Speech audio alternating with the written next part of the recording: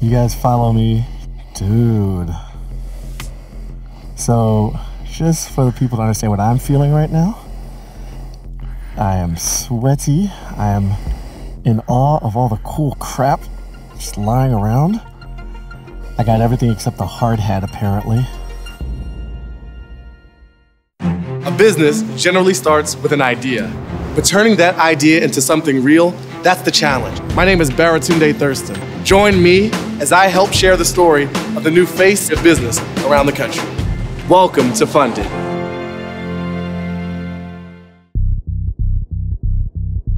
This was the original front of the building. Okay. And if you look at the waterproofing, you have the red brick right behind it. Okay. So we'll continue around here through the building. I'm gonna follow you. Where is this creepy building, and why am I dressed like Walter White? Well, it all centers around this guy, Nikola Tesla.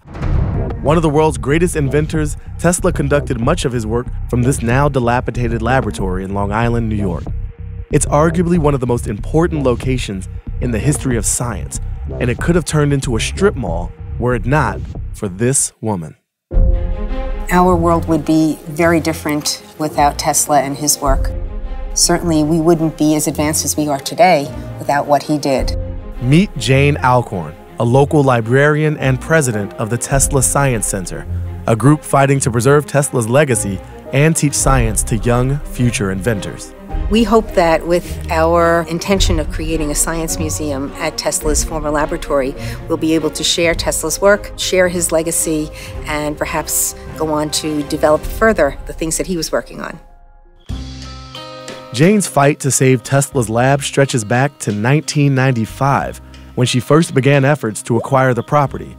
After going back and forth with the state of New York for 17 years, pieces seemed to be falling into place. But in the summer of 2012, it nearly all came undone. In July of last year, there was a potential buyer, and we thought, oh no, after all these years, we're going to lose this opportunity, and it's all coming to a head. We have to do something now. So I posted on our Facebook page that we needed a good spokesperson, somebody who could draw attention to it. People responded to me by saying, get in touch with David Bowie. He was Tesla in the Prestige. Then someone said, well, get in touch with Tesla Motors. No response.